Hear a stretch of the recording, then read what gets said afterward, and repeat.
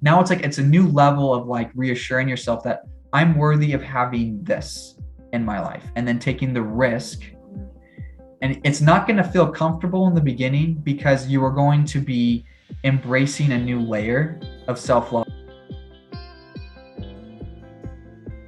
Welcome to One World Countless Stories with me, Selina Novello. Today I have Spencer McClain on, and I'm so excited to hear all about his story and all the things that he has been through in his life. I met Spencer. It's kind of complicated how I met Spencer, but my friend met his brother and his company online, and he lives in Utah, and they had a movie premiere for a Star Wars remake. How do you call it? Like fan film? Star Wars fan film, yeah. Star Wars fan film. And my friend is obsessed with Star Wars. And me, I'm like, still trying to get into it. And she invited me to come with her to Utah to go see this movie premiere. And I was like, yes, adventure, let's go. And I ended up meeting him at the movie premiere. And then we also went out to lunch together. And ever since I met him, he is so powerful. And within like 2 hours that we got to sit down and talk to each other, I was just like mind blown about all the things he has been through and that he shared with me. So I'm very excited for him to pass some wisdom on to all of us today. So thank you so much for coming out. Hey, thank you. That was a beautiful introduction. I was just going to say, I'd love for you to introduce yourself a little bit better and tell us about you. Yeah, no, and I just based off our one interaction, I was actually very impressed with just the introduction, how you're able to recap it all. And it was a fun series of events that lined up for us to line up and to meet each other. And I think it's really cool how it all lined up. And I can go into that too on like how it looked on my side. Yeah. But a little bit about me. My name is Spencer McClain. I was born and raised most of my life in Utah. And for those who are familiar with Utah, I was in Alpine, Utah, which is up along the mountains. And as you saw, Selina, it's very beautiful down there. And so having the mountains in your backyard, you definitely notice it and miss it when you travel out of Utah. You'll notice a difference for sure. I lived in Idaho for a couple of years as well during my teen years. And then I moved back to Utah. And so that's where I grew up most of my life. And to go along with what Selina mentioned about the film premiere, me and my brother have been making movies since we were really little. My older brother, Lachlan, brought home a camera, one of those big ones that you rest on your shoulder, you put a VHS in it. And that's where we started, and we had a lot of beautiful scenery in Alpine to film around. We had friends in the neighborhood, and that's where the title Backyard Tripod Films started, because a lot of it was filmed in our backyard. And so I think it would, that is a story for another time with Lachlan. Maybe he's definitely, it's beautiful to see how it's all evolved over the last couple of years or over our whole life, really. Because I was 7 when he brought home the camera, and then that's when it started. So that's where the filming started.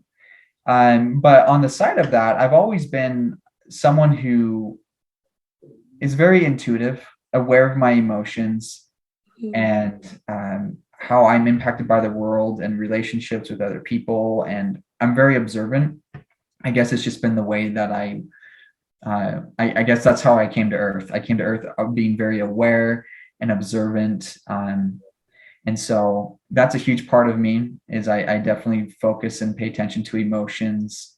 And I try to be sensitive to how I feel and how other people feel. Mm-hmm. And so from there, my life's kind of been intuitive. I've been into self-development since I was about 13.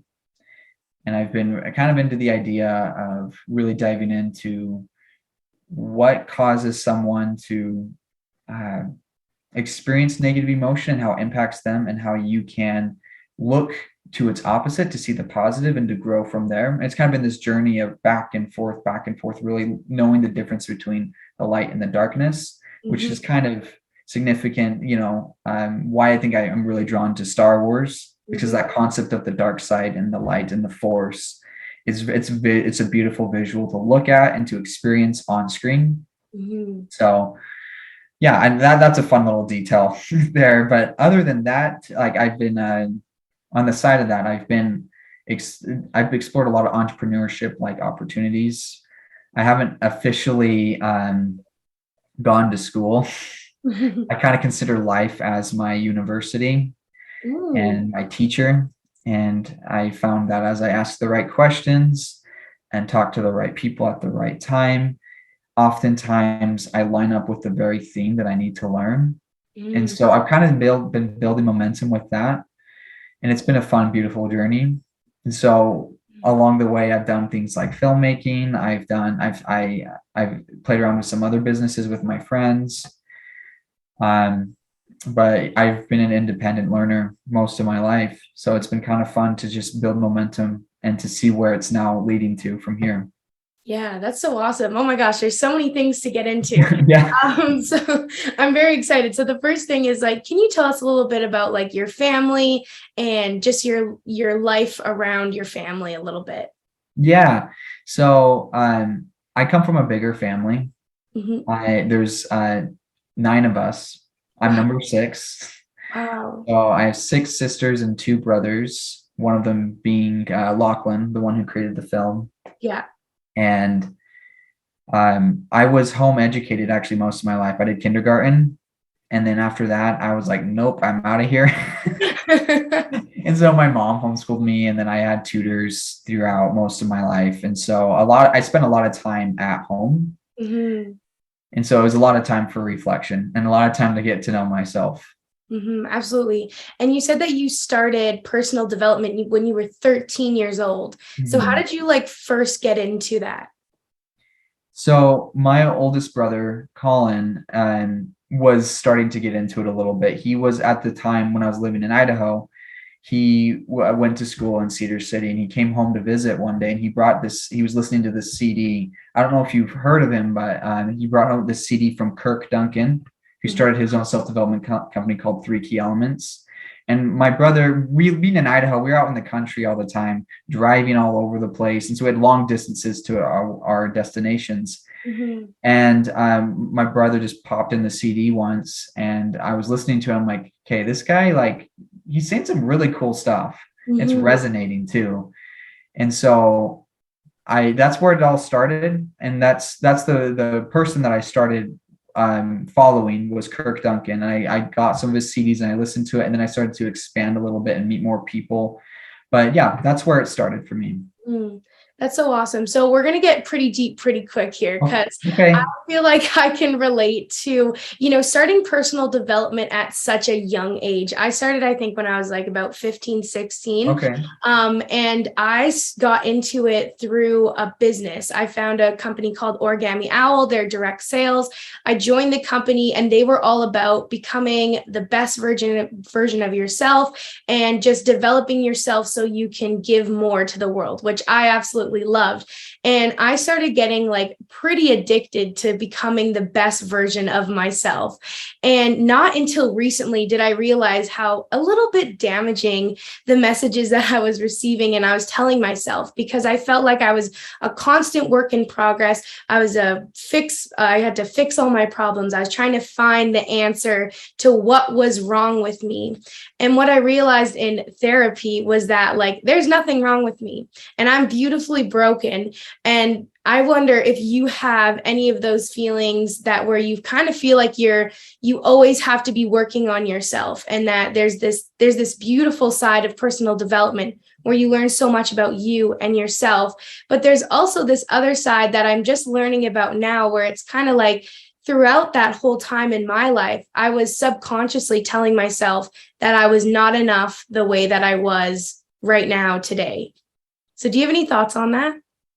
Yeah. I think we're getting to the yeah. Anyways, I can relate. I can relate. I was at a loss of words when I was like, okay, this is where we're going with it. And this is actually, I can relate a lot to that right now, actually, Mm-hmm. because I have noticed that there is a bit of a toxic side to Mm-hmm. self development, Mm-hmm. because you get caught in that loop of trying to always be at a better place within yourself before you can move forward. And it's like it's kind of crippling to think that, like, I can't move forward until I've overcome this or Mm-hmm. this or this or this. And literally it's like you overcome that, and then literally something else presents itself. It's like a hidden addiction within self-development of Yes. always finding a problem to solve and thinking that you have to overcome that before you can actually move forward with your life. And that's actually probably been one of my biggest obstacles growing up. Was I wasn't aware that I was in that loop. Mm-hmm. Some people call it the perfectionism or the imposter syndrome, Right. analysis by paralysis. Like, it has many names, but because it's very relatable. Mm-hmm. And the thing that I found with self-development is there's a difference between self-development and actually healing. Mm-hmm. And when you heal, it ends the loop. Perfectionism. You're naturally sit on it like, oh, I am enough as I am right now, and I don't need to do X, Y, and Z to get to where I want to go. Right. And it seems when you trust in that healing process, self-development becomes more intuitive. It's not so much of a daily practice or routine that you have to do, or else this or that will happen. It's when you trust in that journey, Mm-hmm. trust in the healing, you Mm-hmm. naturally will tune in to what you need to get to your next step. So it's Mm-hmm. not this constant battle of, I need to read this book, listen to Yeah. this podcast, go Mm-hmm. to this guru to get to where I want to go. It now becomes self Mm-hmm. development. Like, it's very self and it's personal. Mm-hmm. And that is the journey that I've kind of been integrating into the last couple of years, because that loop, it can be toxic, and it can be very what is the word? It pulls you down. It holds you down, and it doesn't there's not a lot of progress. It's just a lot of busy work. Yeah. And like you'd think like you would feel so achieved and you were like, yes, I learned all these new things. But I feel like, as for me, like in my experience, I am also a perfectionist. And so Mhm. like it never felt like it was good enough. And that's like that thing where I realized just in the last couple of years as well that like I was feeling like I was not enough all the time in every area of my life because I was striving for what I thought was perfect, which doesn't exist. And I was just like constantly setting myself up for failure. But what I love about what you said is it's healing versus personal development. And it's like looking inwards and reflecting inwards. So could you share a little bit about your healing journey the last couple of years? Yeah, definitely. A huge part of it was coming to that realization. Mm-hmm. First, that I was in that loop, that I was constantly trying to solve these problems Yeah. before moving forward with my life. Yeah. And honestly, like, being a part of the film Secrets of the Temple was kind of an opportunity for me to break through that, because it Mm-hmm. was this 1 year project of filming. And during the filming, it was anything but perfect, and far as and how it got done. Mm-hmm. And so during that time, we happened to be filming during one of the darkest moments of my life, actually. Like, if I really think about it, like, and it was, to this time of my life, the hardest year of my life. And I was like, why now? Why during a time where I need to perform? Mm. How is this? And so it was the universe's way, I think, of presenting an opportunity for me to practice being imperfect on screen and watching how it plays into the film. Mm. So, does that answer your question? Like, Yeah, yeah, to like some extent. So what were yeah, those like hard things that you were going through during the filming? it was, I think, and we kind of talked about this at the cafe after the premiere, just this idea of, we sometimes, when we experience a mental breakdown, Mm-hmm. we think like, oh my gosh, I need to quickly correct myself before I can get back on track to what I need to do. But the mental breakdown is a sign to really look at what's happening and Mm-hmm. then to reset, because mentally you cannot maintain where you need to go with the current mindset that you have. So you mentally have to break down to be rebuilt, to go on the journey in a new way. And Mm-hmm. so, for me, and you even talked about it too in your recent podcast about the little traumas and the big traumas and all that. Like, there's a compilation of little traumas that added up that I Mm-hmm. just kind of shrugged off as being not a big deal.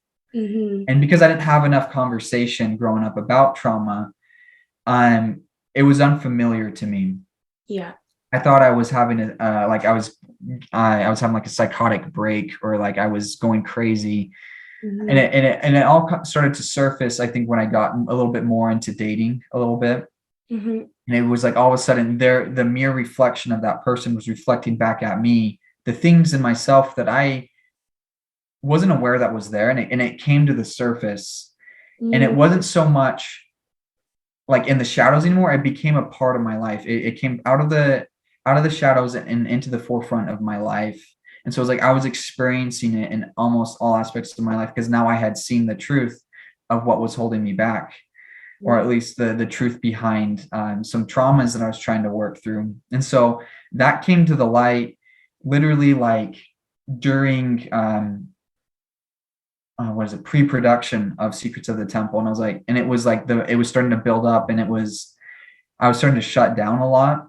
Mm-hmm. And I wasn't sure how the film was going to, at least how I was going to fulfill my role, but I wanted to be a person of my word. And so I kept showing up. And I think the more I showed up, the more I learned about it's okay to be experiencing this while working on a film. Mm-hmm. Like it doesn't define you. Mm-hmm. And so being in that phase of my life where it was literally in all aspects of my life, I couldn't hide from it anymore. Right. It put me in a place where I had to really get real with myself and to Mm-hmm. really ask the real questions. I'm like, okay, no more messing around. Like this is a real thing. And it would show up a lot of the time at night, like right when I'd lay down in bed, when the world was quiet, the Mm. room was quiet. All of a sudden, I was like in the room by myself, really sitting there, feeling it all Yeah. with no distractions. And I realized that it would keep me up at night, Yeah. most of the night. Like there's a good month where I would not get any sleep, just because it was at that time, the trauma was in a way demanding that I look at it Mm-hmm. and that I give it attention. Yeah. And so anyways, do you have any questions or comments about that? Because like I Yeah. could go in so many different directions with this, because it was such a big part of my life during like last year and during the Yeah. film. Well, yeah, there's a couple things about the breakdown that you were talking about. When you were talking to me at that cafe, there was one thing that really stuck out to me about the breakdown is that you were shedding. Now, feel free to correct me because I don't know if I'm going to say this right, but it was like shedding a part of you that no longer serves you, so you are able to come into the new you or the now. Is that like a correct way to say it? Yeah, that's totally what it is. Like, mental breakdowns have a bad rep for that, because like it takes us off our routine. It sets us off the track that we want to go on. But Mm-hmm. really, your heart is trying to lead you to where you need to go. And Mm-hmm. mentally, your mind isn't set up to get you there. So that layer has to shed, it has to peel, so that you can see more of the truth of who you are, the truth behind what needs to be healed, and then to embrace it so that you can fully emerge into where your heart is leading you to. Mm-hmm. And I love the embracing it and like not thinking it's a bad thing. Cause I think for so long we think like crying is a bad thing. We think that showing our emotions is a bad thing and having breakdowns is a bad thing. But what I love is that you said embrace it, like embrace what happened. And just before I'd met you, I had a breakdown and I opened up about it and I shared a little bit with you because I was like, I don't know why. I was like, I felt like I could share. You were very like easy to share things with. But I had gone through a breakthrough, and I was just like so stuck in my own head. I just couldn't get out. And that was like what you were saying when during the night, when everything was quiet, when there's no distractions, you were feeling everything. And for me, that happened. And I just like, I couldn't get out of my head. And one way that I feel like really helped me was one, talk through it. I'm a talker. So talking through it really helped me. And then also, I tried to switch from all of the negative things that were going on and why I was bullying myself and picking on myself and trying to look at, okay, what are like 5 good things that happened this weekend versus like the 100 things that I think went bad. What are just 5 good things? And I ended up going into a state of gratitude. And that really helped me get through the breakthrough. And the breakdown. And I didn't really know like what it all meant and everything. But when I met you, you told me that like, it's like shedding a layer. And I was like, Oh my gosh, I resonate so much with that. But can you tell us a little bit more about how you got through your dark time? And was there any strategies you started using at night to get you more sleep, different things like that? Yeah, I'll answer the question about the sleep thing first because I know a lot of people struggle with that. I think more Yeah. than we'd like to admit. For me, I had to treat it like a child. You know, when a child needs something in the beginning, it's usually pretty subtle. You know, like they'll get your attention that they need something, but the more you try to ignore them or put it off, the louder they get, and it Mm-hmm. gets louder and louder and louder and louder. And usually, what they wanted was very simple: something to eat, or they wanted to say something really silly to you, and you weren't paying attention. They want to show you a picture that they drew. And then finally, it's like all of a sudden there's this big noise over this little thing that they were trying to show, and then you're like, what is it? And then they're like, and then they'll say it or they'll show you like, oh, there you go. And Yeah. sometimes they'll start crying, and sometimes they'll start to throw fits. And as an adult, we can understand the simplicity of what it is that they want, but in their minds, it's big. That's what they're Mhm. looking for, and it sometimes you have to meet it with this. You have to meet the need and not react to the tantrum, because Mm. usually that will quiet down the noise. And so in my mind, it felt like a crying kid that was constantly nagging at me. Mhm. And so the more I tried to fix it according to how an adult would, the harder it got to actually calm down. So I had to really think about, okay, at a simple level, what am I actually needing right now? And it challenged me to look at the need as if it was a kid presenting to me what was wrong. So Mhm. that was one like mental strategy that I would go through. And usually, there is a bit of friction because it's easy to look at ourselves differently than how we look at other people. Like if it was an actual kid that was keeping you up, it would be easier to work through that. But Yes. when it's yourself, it's way more challenging. It's a foreign language to us. Mhm. So it had to be a couple months for me to actually learn the lesson that when it comes up, you got to meet it right away in this way, or else you're gonna be battling with yourself all night trying to do it the way that you think it needs to be done. So Mhm. that was one strategy. And the other one, and I could go in so many different directions with it, but to keep it simple, is what a child needs is love, and what we need is love. Yeah. When we try to meet love in a mental way, we'll make it complicated. We'll go Mhm. through a long list of, oh, this is what love is, but love is a feeling. And so you Mhm. got to find a way to plant the feeling, because when you find the feeling, the mind calms down, because that's what it's looking for. It's looking for that reassurance. And so something that I had to do was to break down love in very, very simple terms, and to really try to focus on the feelings of it, Mm. because a mind cannot comprehend love through the feeling. It can only conceptualize it. Right. So for the heart, you got to think, well, what is love? What is love? And feel like, and then you got to make it personal. Like, what does it feel like for me? Mhm. Now, what does love look like for my best friend? Or what does love look like from this book that I read, or this or that? It's like, what does love feel like for me? Mhm. And to really ask yourself to break it down to the very simplest little things. And so something that I did was I'm like, and I, being in this hard season of my life, this dark season, there were many people I would talk to, like you. I like to talk it through. Talking Mhm. through really helps me come to resolutions, and I'm very grateful for the people there that were soundboards for me to Mhm. help me work through it. But I made a list of all the people that I've been talking to. I'm like, which one do I feel the most love from? Oh. What not who helps me solve the most problems up here, but who helps me get to here the quickest. Mm. And so that narrowed down, like that took out like three people, and it was like I was down to a list of like two to three people at that point, of like, these are the people that I know embody love, Mhm. that can like when like, because I know for myself I'm learning how to feel unconditional love.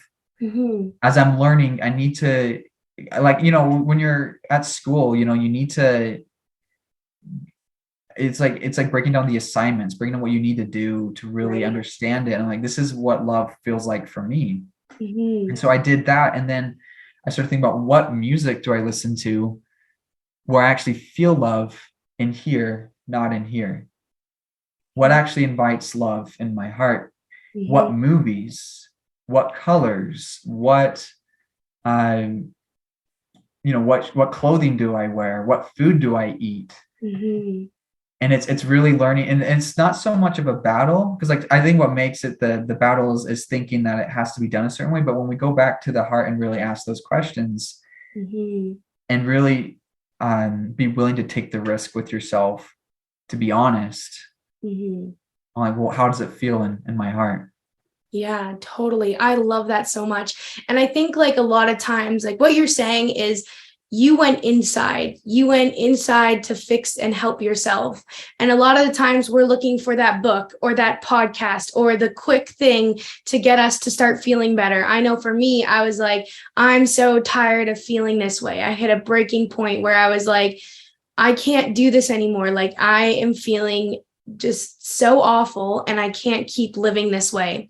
And automatically our brain just wants that quick fix. But what I love is that you went inside and you asked yourself the really, really, really hard questions that not everybody is willing to ask themselves, to be honest, because they're scary. They are so scary. And I love how you used love in it, because I think love is different for all of us, which you mentioned, because you have to go in and ask yourself, what does love mean to you? And you said something about the difference between love in your head and love in your heart. Could you go into a little bit more of the difference between the two for you? Yes. Yeah. Instantly when you asked that, I started to think about, well, in this book, this is how it's talked about, or this, and I'm like, never mind. Like, you asked me how, like, thanks for bringing it back to how does it look for me? Well, for me, simply, um, in the head, it's kind of like a tracking system, like you're keeping track, you're keeping a tally. And sometimes it's so easy to, in your head, to think that if I do this, then therefore this equals love. Mm, Like, for those who grow up, I'm trying to find a way to say it. Like, in your childhood, sometimes you will think that if you do this, yes. then this parent will respond in this way, or this person will respond in this way, or like in a dating relationship, if I do this, therefore this person does this, and it equals this. And so it's a tracking system, because your mind is very logical, and it can be visual. It likes to piece things together. Mhm. Um, from a heart level, that one's challenging, because it is very unique to the person. Right. But I guess it's challenging to explain. It's very simple when you feel it. Hmm. And Um, that's okay. That's a great answer in itself, too. It's yeah, feel it differently. yeah, and I guess,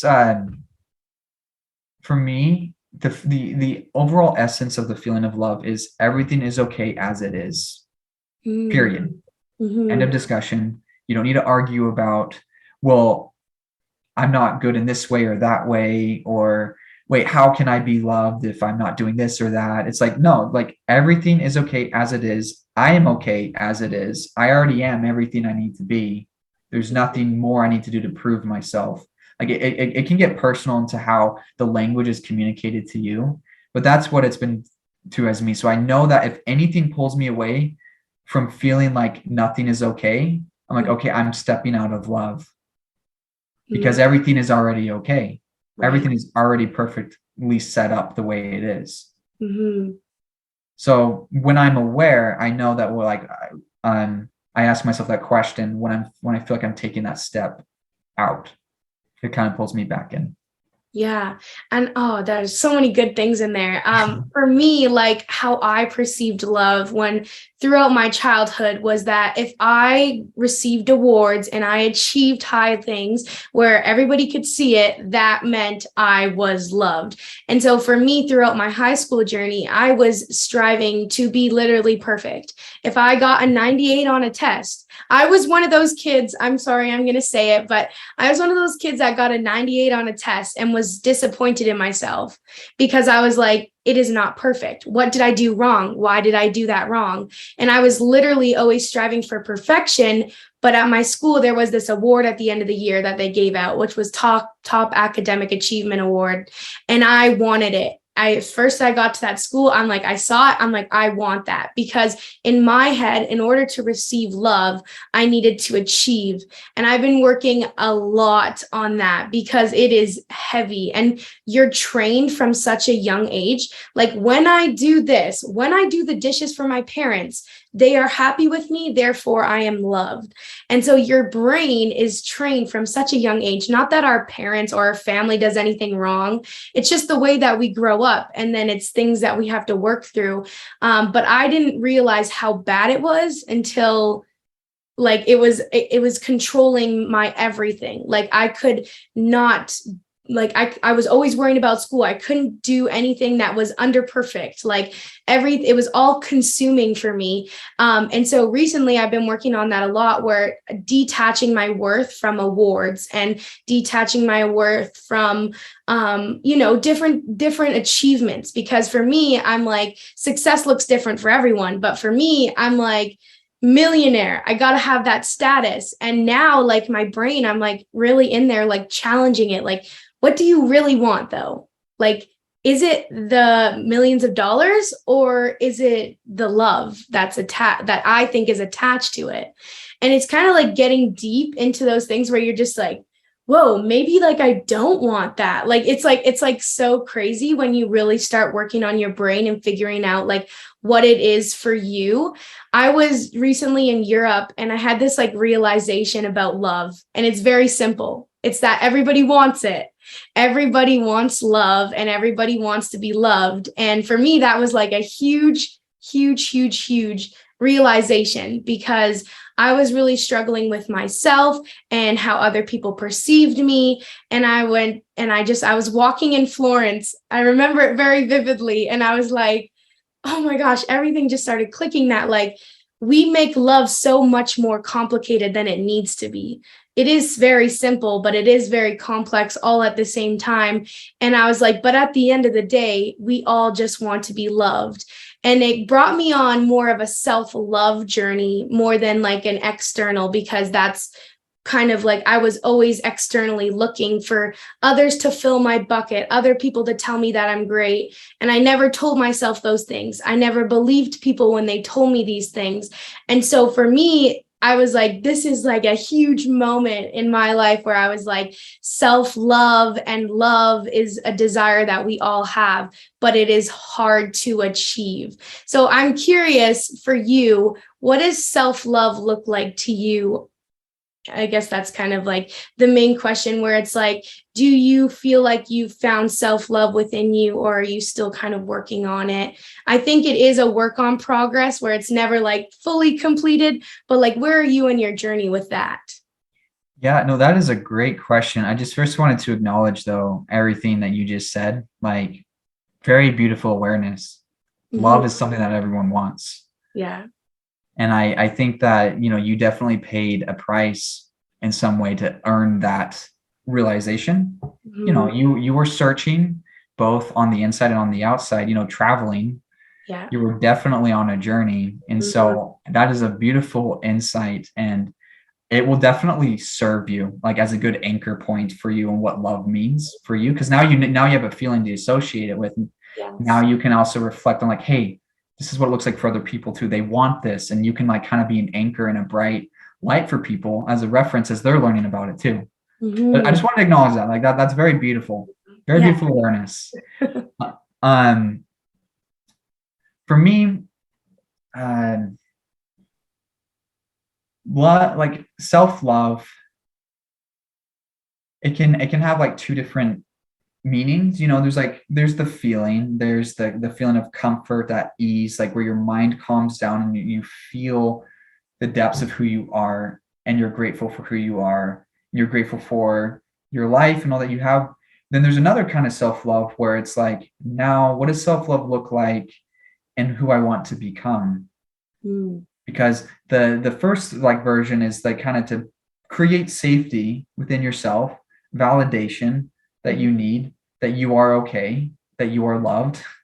But then there's the next step where it's like, now how can I take the next step? Mm-hmm. So I think self-love is learning to accept and to heal who you are, and and the things that happened in the past, but also learning to take that and move forward and be like, now what do I genuinely want? Mm-hmm.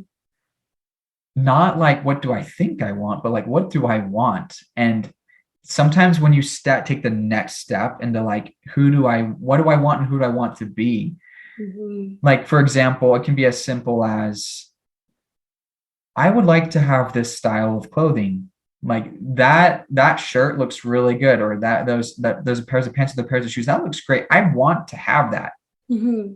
And acknowledging it, because sometimes the next challenge or the next, I think, invitation that comes through love is learning to increase your worthiness and things like that. Like for me, I guess that for someone else, it may be kind of second nature to go look at clothing and to think like, that's what I want, and they'll just go buy it. But for me, I didn't prioritize self-love in that way. It was Mm-hmm. much of an inward thing in the beginning, but now it's like, I notice like when I'm at the store, I look at things that I want to buy, or Mm-hmm. that I'm like, that looks really cool. I want that. Mm-hmm. And then but the thing that I realize is there's now, with that new thing that's coming in, the mind's like, well, they'll start to think like, well, maybe you're not handsome enough to wear that, or to have those pairs of shoes, or you wouldn't look good in that. Or it's like, now it's like, it's a new level of like reassuring yourself that I'm worthy of having this in my life, and then taking the risk. And it's not going to feel comfortable in the beginning, because you are going to be embracing a new layer of self-love in that side of your life. Like, Mm-hmm. for example, you talked about the whole millionaire thing. Mm-hmm. Like, beautiful awareness to think that, like, if all you want is the love behind being a millionaire, then you could just get the feeling, right? Yeah. The feeling is the anchor point, but it doesn't mean that you're not worthy of being a millionaire. You could increase your capacity to receive that.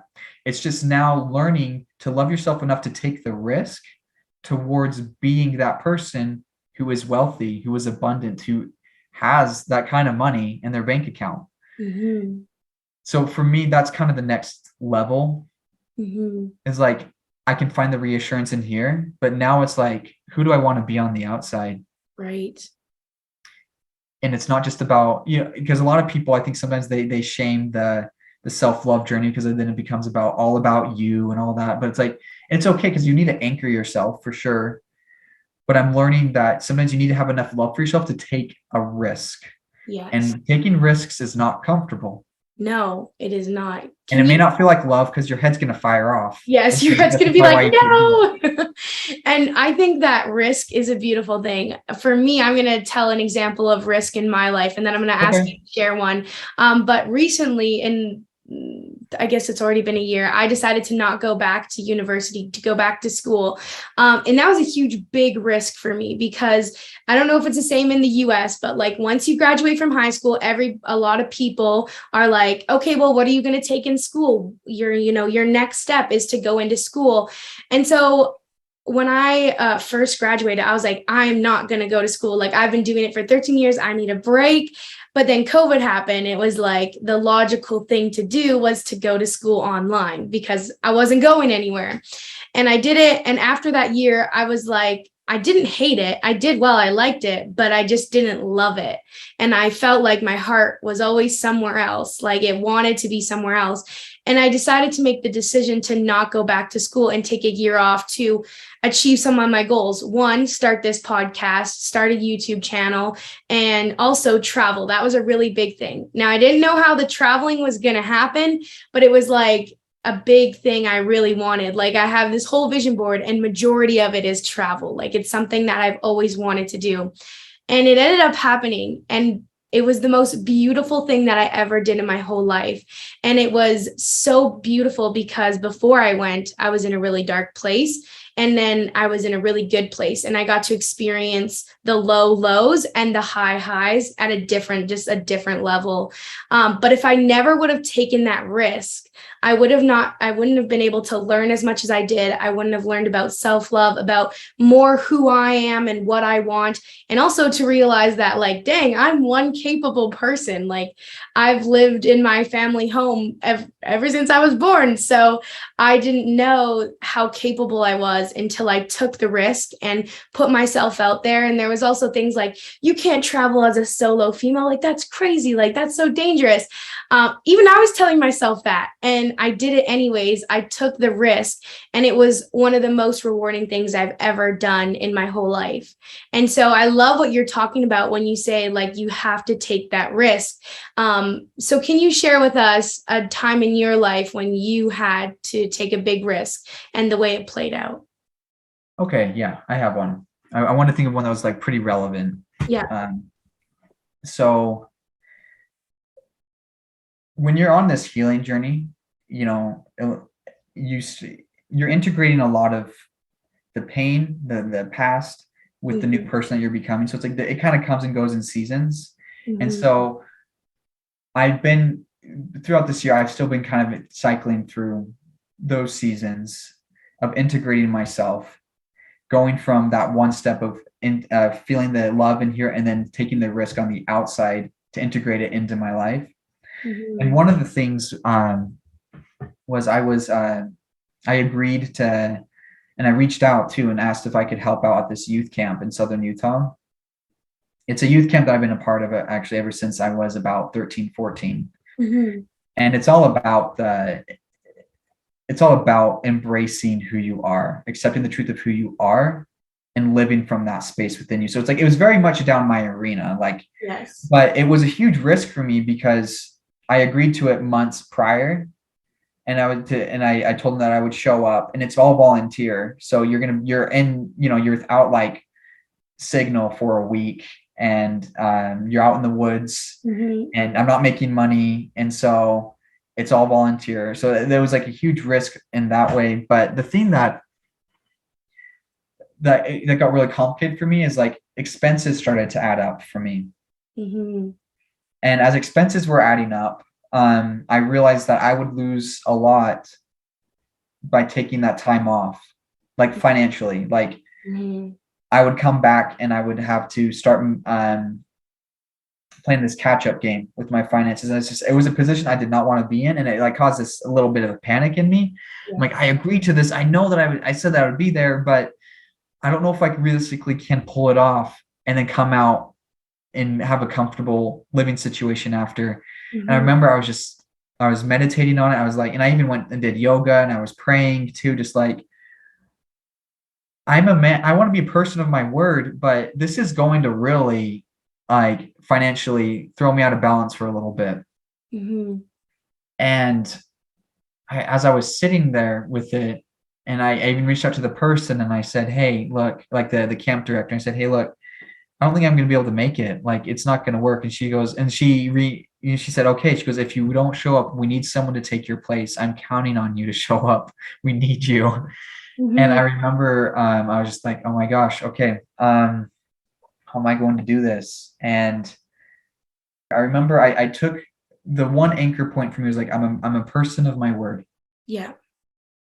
I'm going to do what I'm saying. I'm going to do what I say I'm going to do. So that was like kind of my foundation. And then I realized, okay, what if this experience could serve me more than money can? Right. I started to visualize, how could this experience serve me? And I started to like build the foundation on that.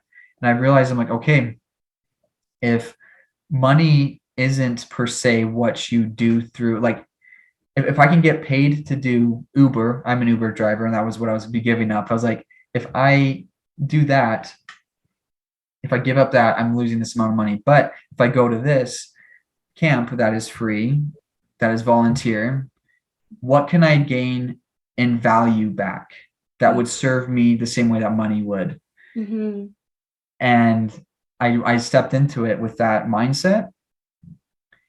And for one, I saved money on gas because I wasn't doing Uber every day. So Right. I saved money there. I was fed every day. So I was saving money there.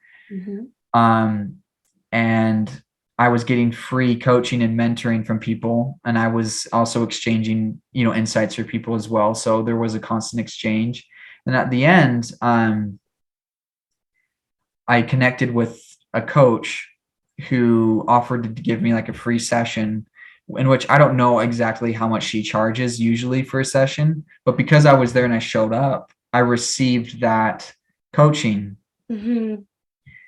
And I got back and we did like a Zoom call, and it was exactly what I needed.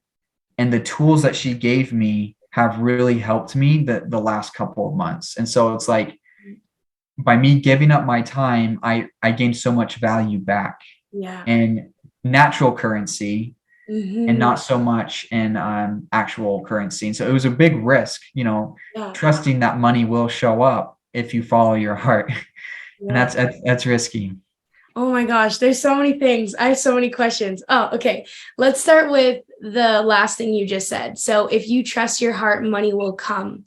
How did you get to a point where you could believe that? Because I feel like in my life, I'm like, I want to believe that and I'm getting there, but I'm like, it is so hard because there's those things in the back of your mind. Like, how is this going to work out? How is this financially going to happen? And sometimes I'm like, oh, money, it just gets in the way. So what are your like opinions on that? And how did you kind of get to that point where you were like, if I follow my heart, money will come? That could be a whole other podcast conversation. I was going to say, it's like so big. It is. And maybe I can try to like just summarize it a little bit. Yeah. From your question, but I think the thing that I realized, and it did come through many conversations, reading books, and talking to mentors and pondering on it too, and seeing how, testing the theories in my life. Something that I realized is the number one reason why people want money, just at a core level, kind of like, how you came to a core level that everyone wants love. Like money brings security. It brings a feeling of safety. And it's interesting how we panic when we see the numbers decrease in our bank account. So it's just a number, and but like, why does it have that kind of power over us? Because it's associated with some kind of level of survival. Right. And so I realized if money is security, how can I feel more secure in myself so that when the numbers change, it doesn't affect my level of security? Wow. Yeah. So that's the essence of it. And like, I could really dive in a little bit on like how I came to that realization, but it was a trial and error, and it still is a trial and error. Like I still panic over money, but it's like, that's where I think I was anchored in believing that money will show up if you take that risk with yourself. Because if you go in feeling like you have that sense of security, then you will notice the money fluctuate, the numbers fluctuate, and it won't impact you because you've already anchored yourself in a feeling of security. Yeah, that's amazing. Oh my gosh. If you're listening to this, write that down, because like that is gold. I'm like, what? I would have never thought of that. That's brilliant. The one thing that I'm like thinking about right now is like how security equals money, and it's just like there's so many good things. I don't even know what to ask you now. Like with money, sometimes I'm like, well, I'm going to test the universe. Like the universe tests me all the time. So I'm going to test the universe. And I'm like, okay, so if I do this, please show me that money will always come. And I'm like, and I like kind of give it a little bit of a test. And I'm like, okay, like I just like a little test for the universe. Sometimes it happens, sometimes it doesn't. But sometimes I think, wow, like it money did come, and did it come in big heaping amounts? No, but there was still enough. And I think like something is that there's also this feeling of like a lack of, like there's not going to be enough for me personally. And that's like a whole nother thing where it's like retraining your brain and asking yourself, like, how can I give myself more security with the feeling of lack of money and money in the bank account, which is just so amazing. And I'm wondering if you've ever tested the universe. What was like a little bit of that journey to come to that realization? Yeah, that is a great question. And again, your awarenesses are really good. Like you're definitely building up to understanding more and like increasing it. Like, so your search to understand it is a sign that you will align with it. Mm.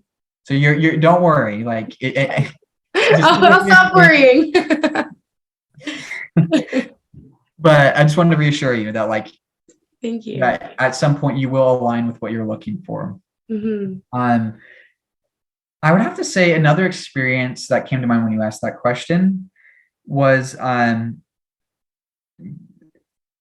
it also goes into the taking the risk because there was one time my brother, he wanted to go to Star Wars Celebration in Anaheim, California, the one that just actually happened in May, Mm-hmm. and he invited me to go, and I just thought like that's gonna be a lot of money. Like realistically, I don't know if I can pull it off. But it was kind of like testing the universe a little bit. Like I Mm-hmm. remember when I was talking about it, and we had a group of friends that we were going to go with too.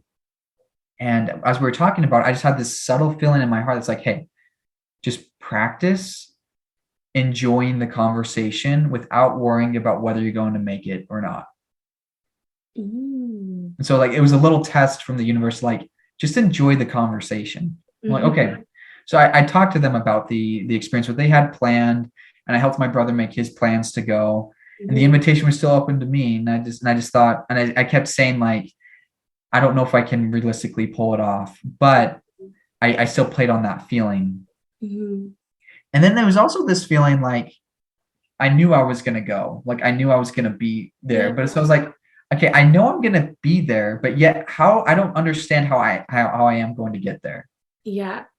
And so another risk that I took, oh, let's see. I'm trying to think of where to start because there's so many different things to it. Okay, here, I'll backtrack a little bit. As I was playing around with the feeling a little bit, one of my friends, uh, that were the group that we're going with, he sent me a picture of these free tickets to Star Wars Celebration. He goes, "These are yours if you want them." He goes, "Someone that we were gonna go with can't make it, and no one's gonna buy them, so he's gonna gift them to us, and you're the first person I thought of."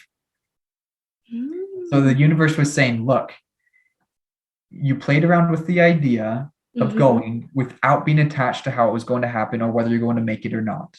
Mm-hmm. That showed up. So that, and I was like, "Oh, okay." And then there was like a few other things like if before you go, you gotta be tested for COVID, and it can't just be a basic COVID test. It's got to be like one of the higher The one level. that costs $200? Yeah, that one. Yeah, one of those ones. I'm sure you understand. And so I took another risk. I was like, okay, the tickets are there, and now there's this other obstacle. If the tickets are there, it means I'm going. So it's like now there's a few other things to figure out. So I just went ahead. I was like, okay, I took the next step by purchasing the appointment, whatever, for the COVID test. Mm-hmm. And I was all the way in Utah the next day that was we were going to get the test.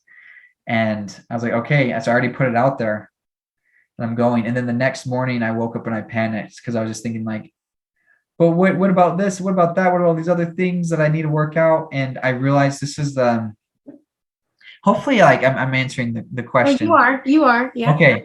Okay. So I realized that vulnerability, this was another realization I came to, kind of like the ones that you've come to. Vulnerability bridges the gap.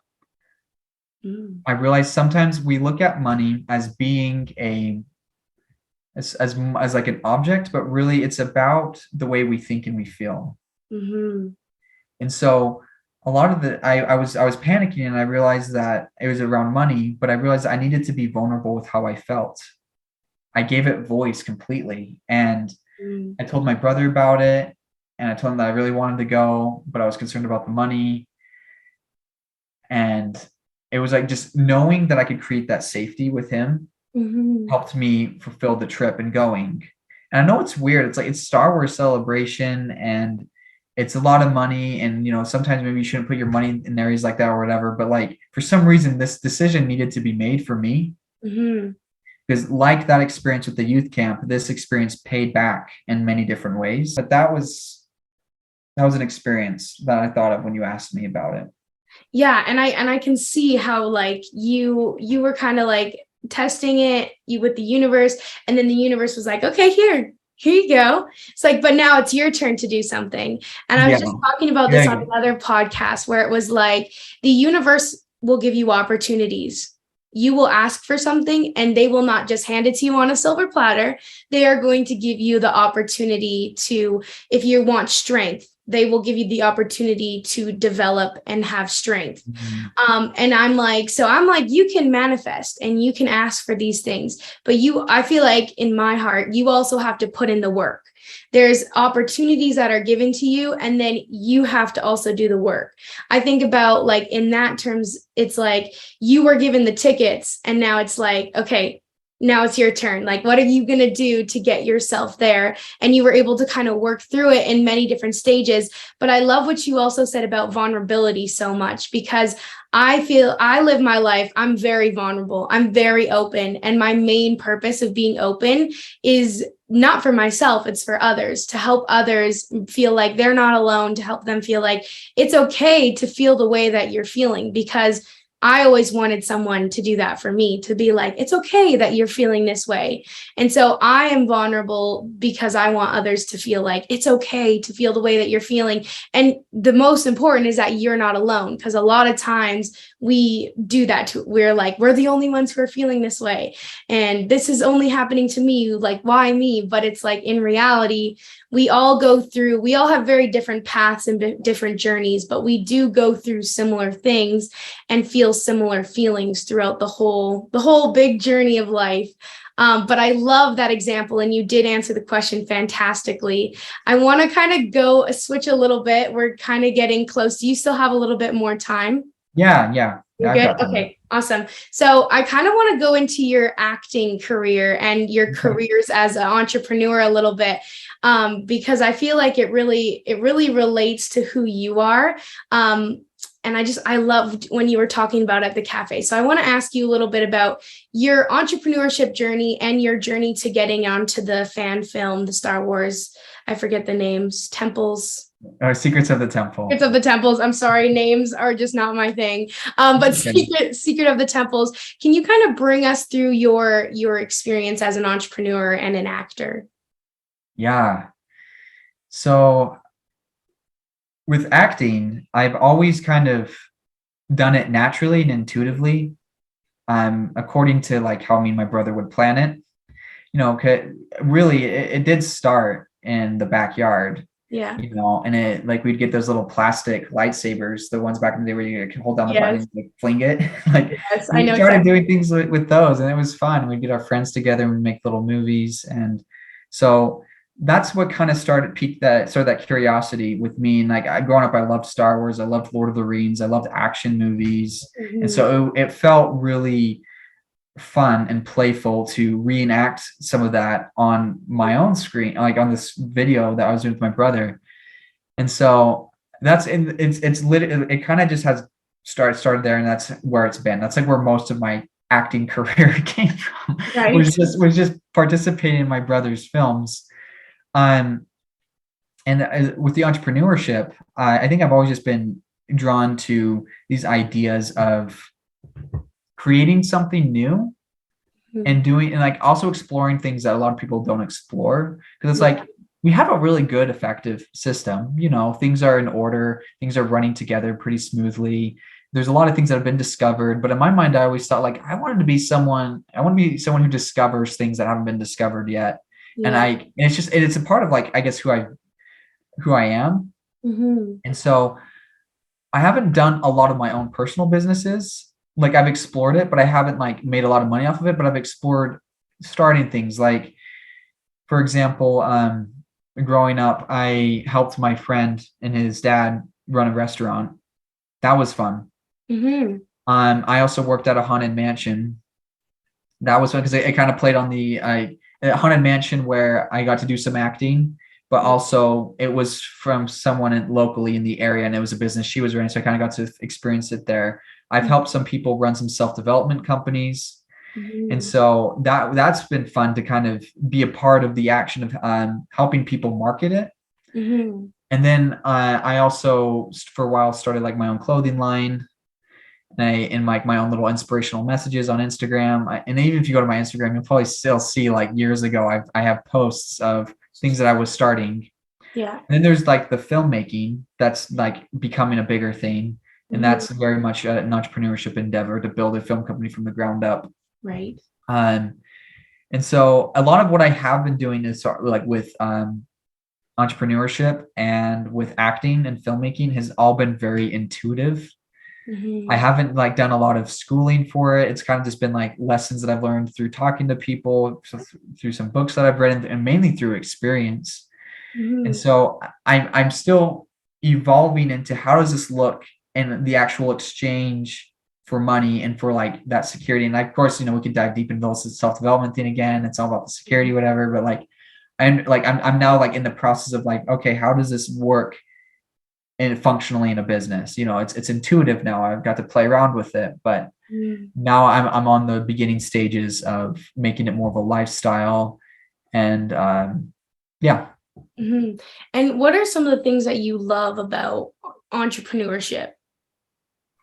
I think the idea of just creating something Mm-hmm. like when it comes to like the money making side of it, I'm still learning how that works, but I like the idea of creating something new Mm-hmm. and paving your own path. There's something very liberating and exciting about that. Mm-hmm. And were you like raised around entrepreneurs, or just you had those opportunities that were given to you?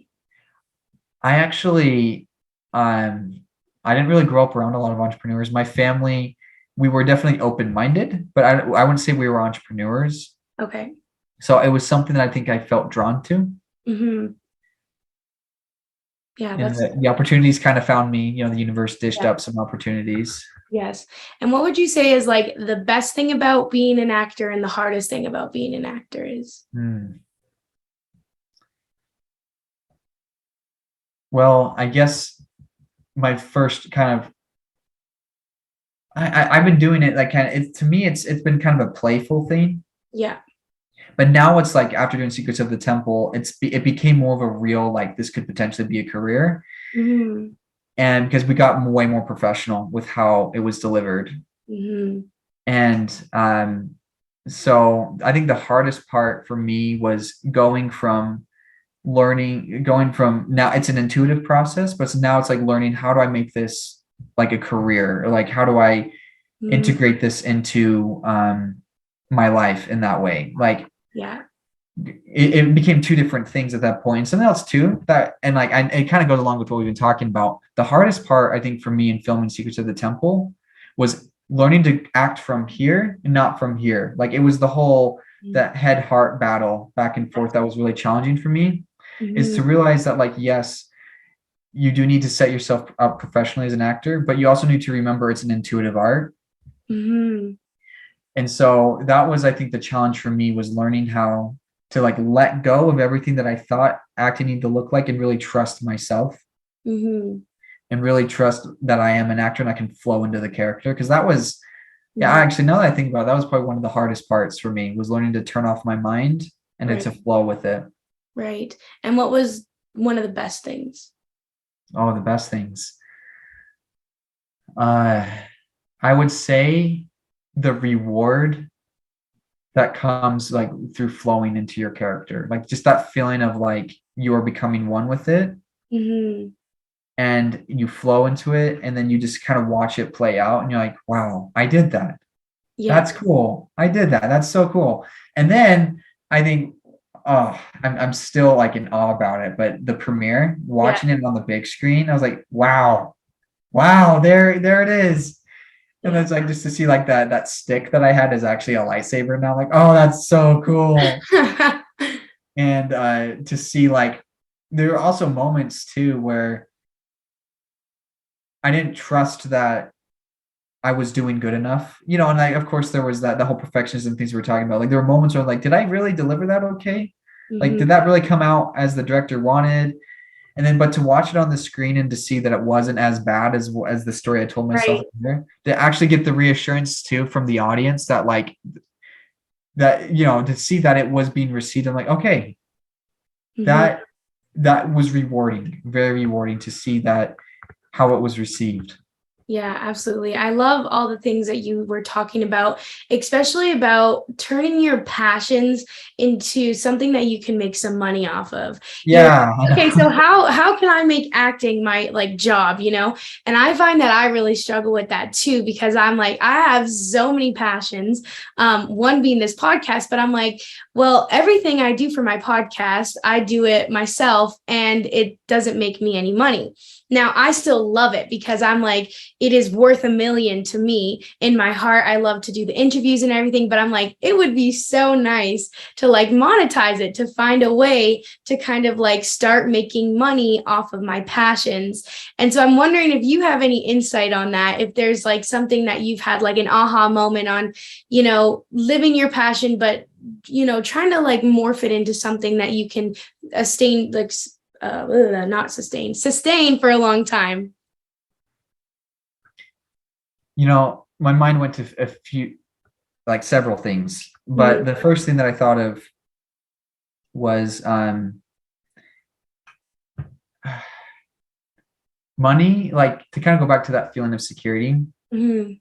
Money is a feeling, and then it shows up in a different way on the outside. And it's a concept that I'm still learning. I'm not a professional on. The reason why I'm sharing is because it's something that I'm just now learning about. Mhm. But there's this concept that I learned about where if we're going to look at money more on a universal scale and not like in a physical money, like physical exchange, Mhm. like this conversation has value. Yes, We're, absolutely. we're giving and taking and receiving some kind of value. Money is value. And so in a universal scale, this is money. Mm.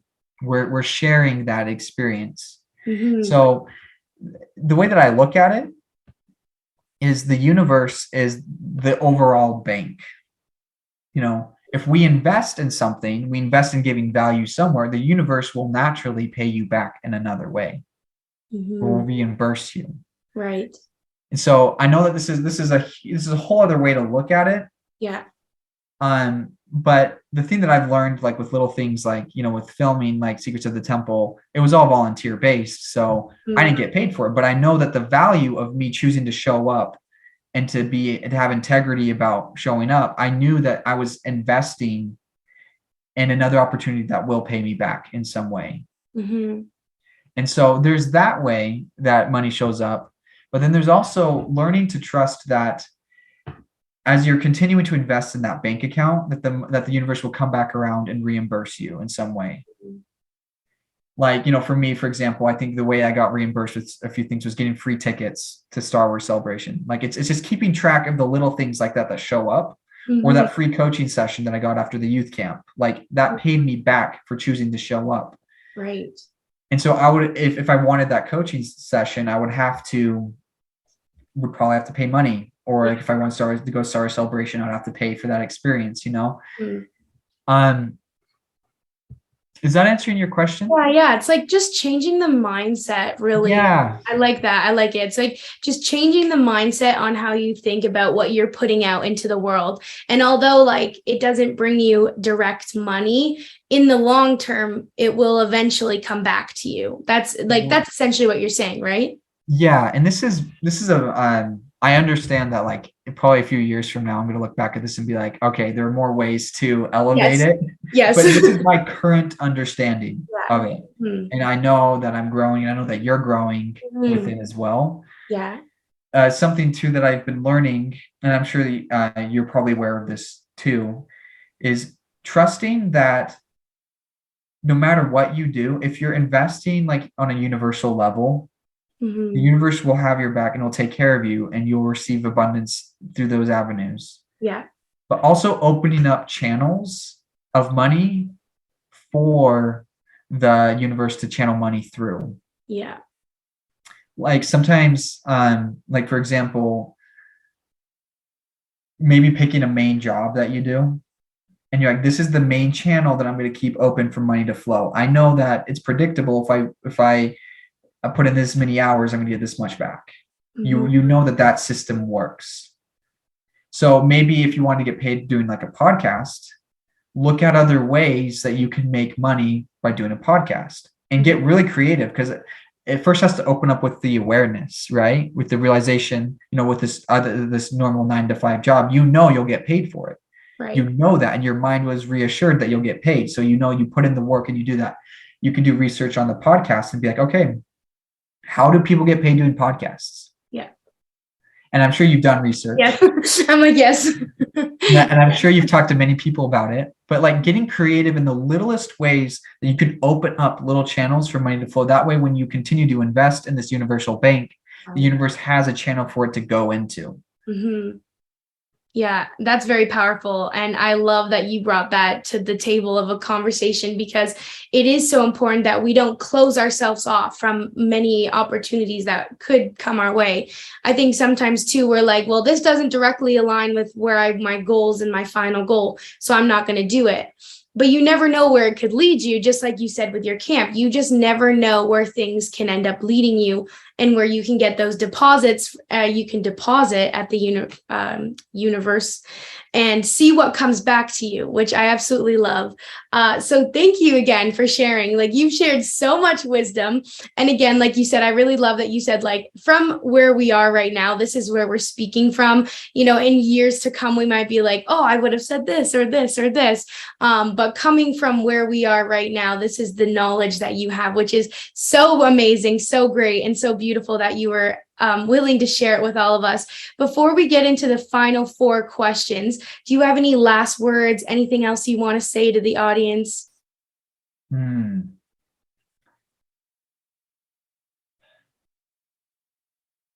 At the moment, I'm feeling pretty good about what's been said. Yeah. I guess there's 2 mantras, like things that has really helped me that I want to share. Mm-hmm.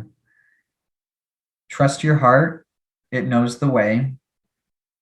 And then 2, this is a quote from the movie Dune. Mm-hmm. It says, and it reads, I'm trying to remember. Let's see. The mystery of life is not a problem to solve, but a reality to experience. Ooh. I mean, that's been a huge mantra, for me to come back to, is like when I'm concerned about, or like I'm trying to, kind of like we're talking about solving problems. Yeah. Like we feel like to solve a problem in order to get somewhere. Yeah. Sometimes you just need to experience the problem and experience that it's no mystery, experience that it's just a part of you. And that's just it. It's not a problem. It's just an experience. It's a reality. And so anyways, those are the 2 things that came to mind. I love them. And the first mantra, it really made me think that, I was told a couple weeks ago that, you just need to let yourself be a little bit lost, because your heart has a compass in it and it will never lead you astray. It knows what it's doing. And when I heard that, I was like, I love that so much. And what you said is very similar. It's just trust that your heart knows where you're going. So let's jump into the final 4 questions. Okay. You're going to love these ones. All right. So what is the best piece of advice you've received, and from whom? So I could reflect on many different things, but in this season of my life, the best piece of advice that I received is love is the only energy that heals. Ooh, okay. Yes. I love that. And that's really a lot of what we've been talking about today. That's a beautiful thing. And do you know where you got that from? Is that? I do. Yeah. Yeah. It came from one of my, I don't know how to put it. She's definitely my certified life coach, but she's been like a second mother to me. Mm-hmm. Okay. So she's more than just a life coach to you. Yeah. Awesome. And it's been really, and yeah. Mm-hmm. That's where I got it from. I love it. Okay, next question. What is the worst piece of advice you received?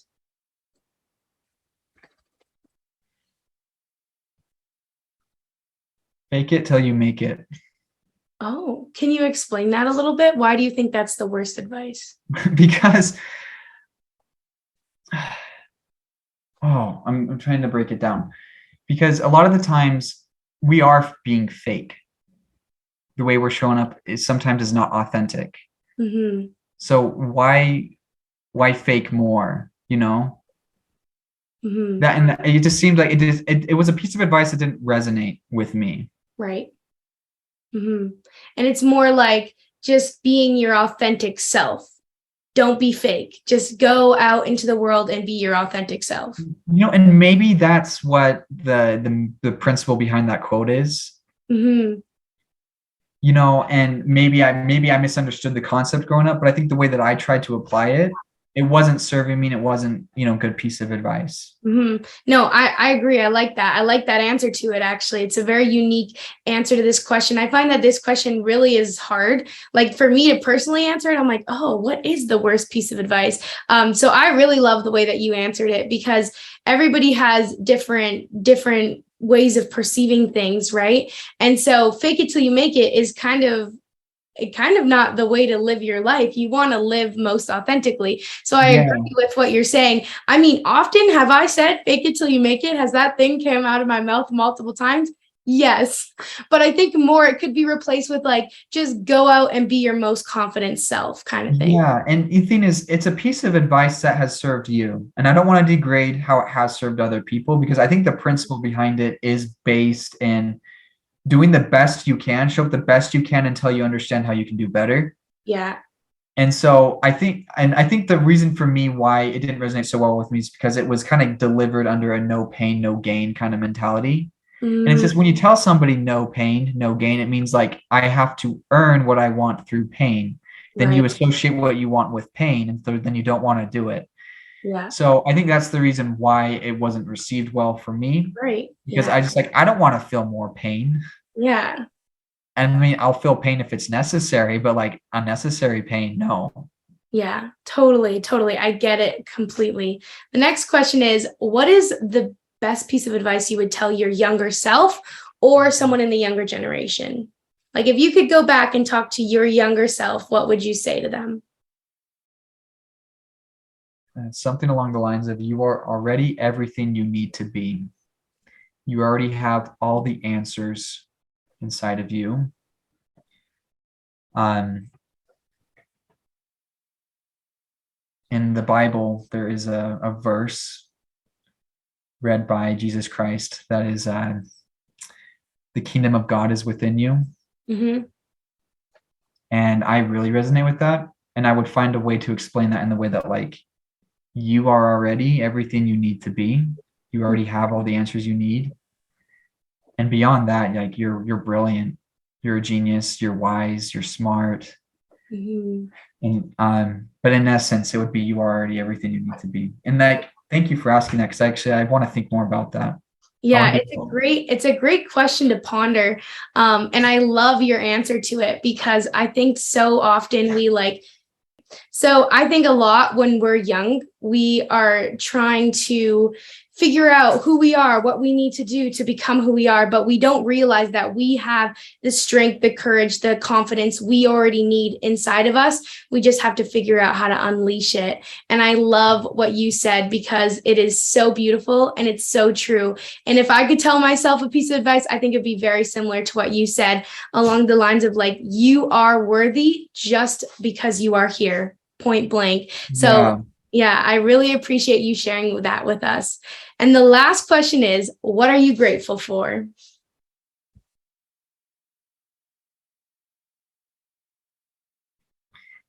I do have a gratitude journal, and the one that I've been writing in the last couple of days is I think it was yesterday actually. I watched the new chapter on YouTube for Secrets of the Temple. And like of course I've already seen it 3 times at Right. the premieres, but like watching it and being reminded of how I felt at the premiere Mm-hmm. and how rewarding and special that was I Mhm. found myself saying, I am deeply grateful that I get to have this as a memory that I get to carry with me for the rest of my life. Yeah. Every time I watch this scene, listen to this music, it's going to remind me of that time at the premiere. And I'm grateful that I have that, Yeah. that Wow. I, I love that. it's like for years to come, I'll be able to watch that and the same feelings will come back. It's a feeling journal. Yeah. It's just an undescribable feeling that you will be able to reflect on for the rest of your life, which is Yeah. awesome. Yeah, I love that. Oh, thank you so much, Spencer, for spending so much time with me today and just opening up about you and your life and some of the challenges that you've had and how you've overcome them, but also giving us like amazing tools that we can all take. I feel like I've learned so much from you today and just you opening up about your experiences and diving into some stuff. If you ever want to come back and talk about anything, you're always welcome. I love having conversations with you. I feel like you really understand where I'm coming from as well, which is such a nice feeling. So thank you so much for joining me today. You are welcome. Honestly, I feel very honored and privileged to have had this opportunity. And I definitely feel like you're a bright soul and you have a lot to offer. And I'm glad I get to collaborate with you on that. You definitely have a lot of passion. You want to help people and it's coming from your heart. And so I'm just even looking at your Instagram page and all your other podcasts, you have so much you're giving. And so I feel honored to work with people who are on a journey like that. Oh, thank you. That is so sweet.